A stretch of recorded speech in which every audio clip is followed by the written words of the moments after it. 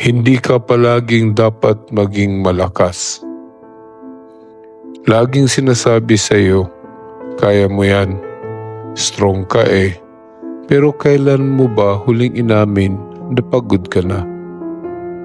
Hindi masamang aminin na may limit ka rin. Hindi masamang huminto, huminga, at hayaan mo nang gumaan ang dibdib mo.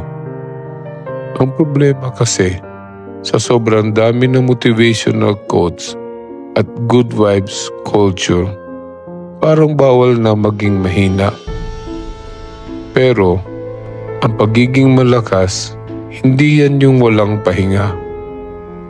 Ang tunay na lakas, alam kung kailan magpapahinga para may lakas pa ulit bukas.